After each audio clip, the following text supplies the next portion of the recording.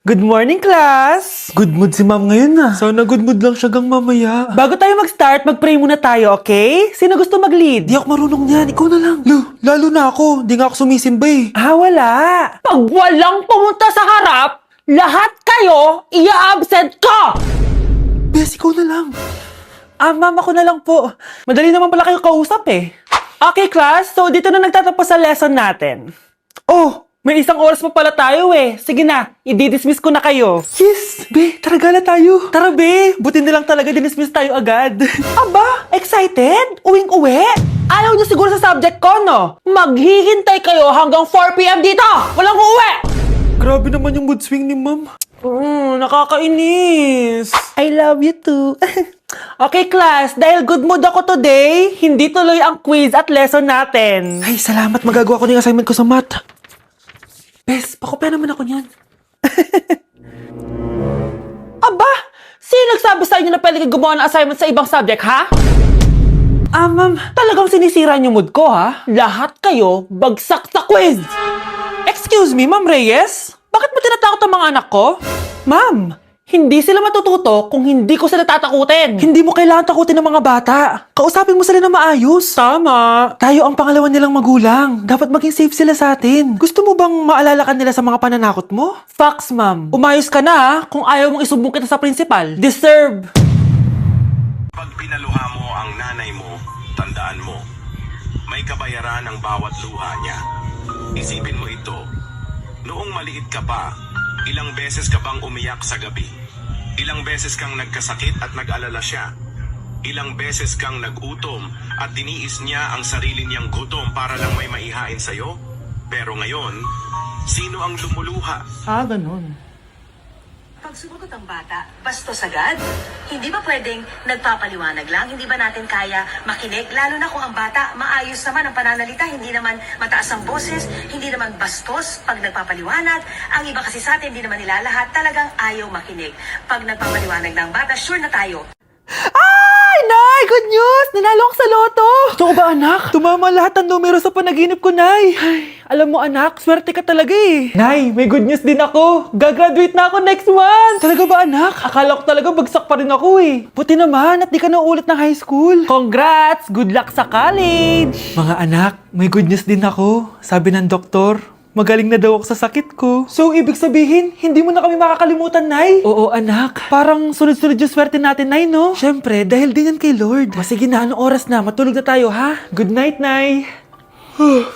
Grabe, ang kalat naman. Oo, anak. Ba't kising ka pa? Nay, sobrang kalat kasi dito sa bahay. Naglinis lang ako. Anak, tigil mo yan! Masama yan! Ha? Bakit? Masama na ba maglinis, Nay? Hindi mo ba alam yung pamahiin na bawal magwalis sa gabi? Kasi pag nagwalis ka, parang tinataboy mo daw yung swerte palabas ng bahay. Ako, Nay, 2025 na. Naniniwala ka pa rin sa pamahiin? Tumatanda ka na talaga. Ay, di ko alam, anak. Takot lang ako na malasin ulit tayo. Sige na, Nay, itulog mo na yan. Malapit na ako matapos dito. Matulog ka na rin, ha? Nasaan na yun? Hindi pwede mawala yun! Oo, anak, ano nangyayari? Umagang-umaga sumisigaw ka. Nay, nawawala yung lotto ticket natin. Hindi natin makiklaim yung pera. Ha? Sige anak, tutulungan kita maghanap, ha? Ay, baka nandito lang yung banda. Oo anak, ba't ka umiiyak? Ayoko na. Ginawa ko naman lahat eh, pero binagsak pa rin ako ng teacher ko. Ano? Hindi na daw ako kasama sa mga gagraduate, Nay. Lahat ng effort ko nasayang. Anak! Nay, magpahinga ka muna. Ako na muna bahala dito. Ano na naman nangyayari sa pamilya natin? Anak? Scarlett? Kyle? Susan? Kamusta ka na? Dok? Ba't nandito ka? Dinalaw kita para kamustahin ka. Mga musta? Di ba sabi niyo magaling na ako, Dok? Yun din nakakala ko. Ha? Teka lang, nakita mo ba yung mga anak ko? Susan, matagal nang patay ang mga anak mo. Ha? Hindi mo ba naaalala? Pareho silang na-depress. Si Scarlett dahil sa nawala niyang lotto ticket. Si Kyle naman dahil hindi nakagraduate. Kaya, ayun. Kailangan mo ulit maggamot, Susan. Dahil lumalala na naman ang demensya mo. Ganda ko dito, oh. Sino yun? Nasaan na yun? Bata, okay ka lang ba?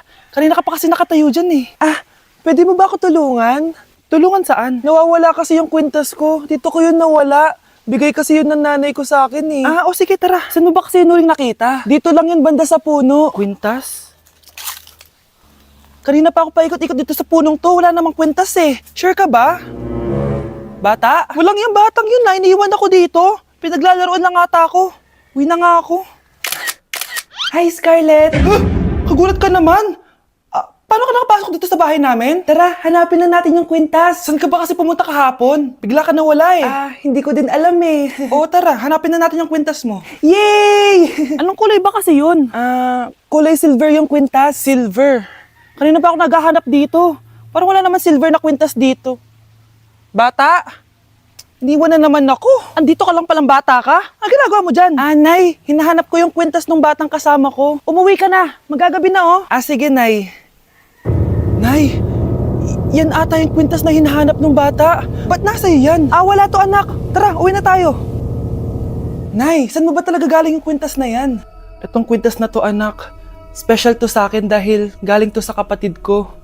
Kaso, namatay siya nung 9 years old siya. So yung bata kanina, siya yung tita ko na namatay? Oo anak, siya lang ang may favorite sa akin. Mga magulang namin. Ayaw sa akin. Kaya sobrang mahal ko yun, anak. Ang lungkot naman pala, Nay. Sobrang sakit lang. Sorry. Tama na yun, Nay.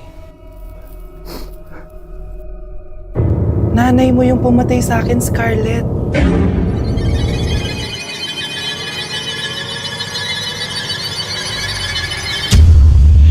Pakainit! Nay! Anong ginagawa mo dyan? Pinapait ko lang to lutuan natin. Uso kasi to, anak. Uso, Nay? Bakit di na lang doon sa kusina? Sa sobrang init ng Pilipinas ngayon, ayan, pwede ka na magluto. Di ba? Tipid sa gas. Grabe! Ang talino mo, Nay. Makakatipid na ako neto. Anak, check mo nga dyan yung sinaing ko. Okay na po to, Nay.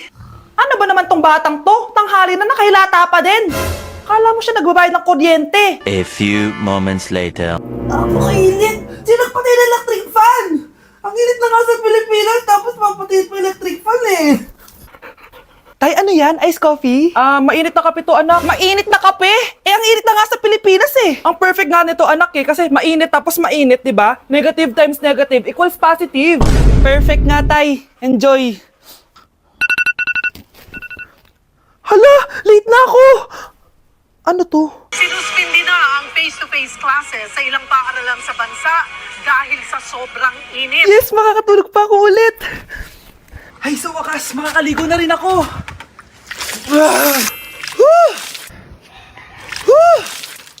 Hi, Cheska.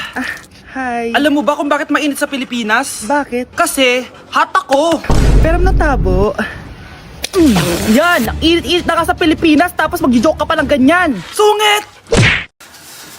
Hey, Susan, someone's calling. Hello, anak.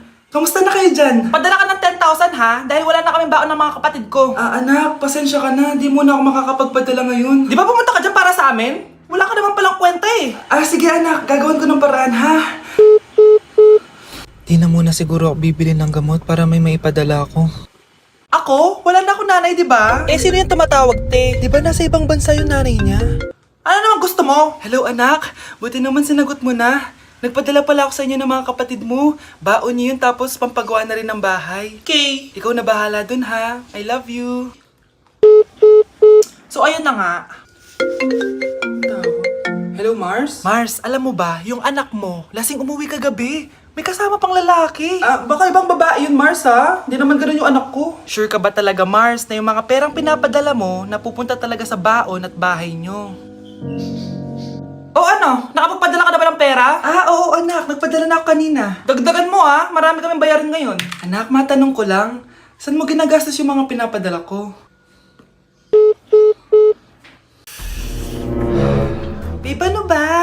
Babe, shot ka pa. Ano to, Scarlett, ha? Dito lang ba napupunta yung mga pinapadala ko sa'yo, ha? Mga alak at vape na yan? Ba't umuwi ka pa? Nagpakahirap ako sa ibang bansa para sa inyo ng mga kapatid mo.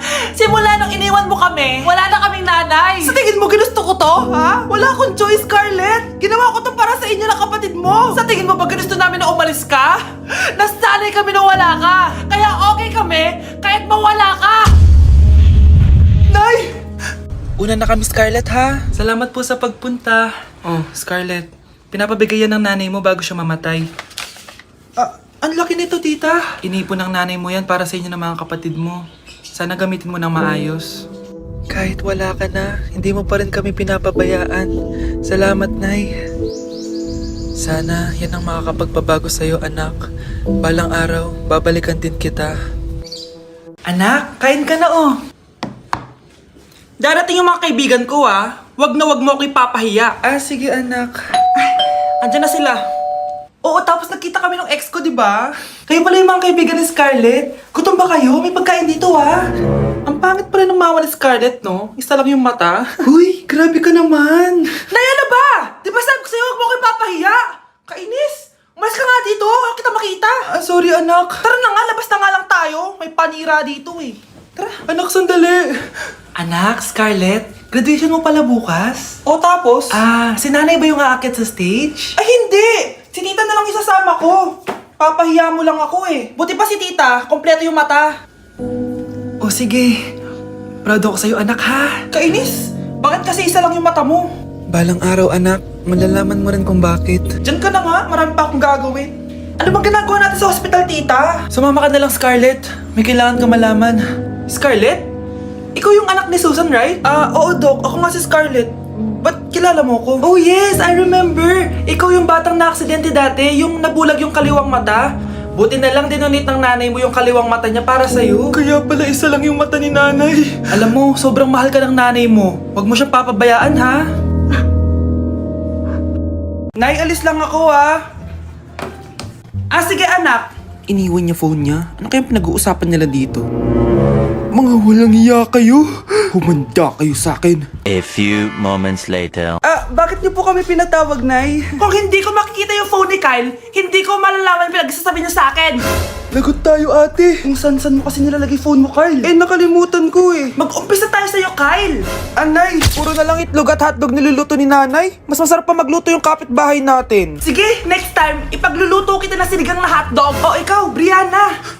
Alam niyo bang nagalit sa akin si nanay kasi dati with high honors ako, di ba? Tapos ngayon with honors na lang. Siya nga bagsak nung high school Oo, bagsak ako. Pero top 1 ako ng kinder. Kevin? Wala akong sinasabi Grabe talaga si nanay. Umaga pa lang galit na siya. Tapos utos pa siya ng utos. Bawal ba magpahinga sa bahay na to? Grabe. Wow, wala ka palang sinasabi, At ikaw, Scarlett? Yes, Nay. Mga be, alam niyo bang galit na galit sa akin si nanay dahil daw nag-boyfriend ako na maaga? Siya nga maaga nabuntis Di naman ako naggalit sa kanya. May problema ka ba sa maagang nabuntis? Wala akong problema, Nay. Idol nga kita Ha? Anong idol? Buntis din ako. Nay, tulog lang ako Ano naman tong batang to? Nag-electric fan pa. Kala mo yung sa kuryente. A few moments later. Grabe naman yung pumatay na electric fan. Parang di kayo pamilya. Nay, pasok na po ako ng school. Nasaan po yung baon ko? Ito baon mo, nak. Ano to? 10 pesos? Anong mabibili ko dito, Nay? Aba, nagrereklamo ka pa. Pasalamat ka na lang. Dahil yung ibang bata dyan, nanlilimos na lang. Salamat, Nay, Makakakain na ako ng tubig dito. Baka nga kulang pa to pambili ng tubig. Buti pa si Scarlett may bagong phone. Nay, bilhin mo na ako ng bagong phone. Ay, tigilan mo ako, Scarlett, Di pa naman sira yung phone mo. Damat mo naman.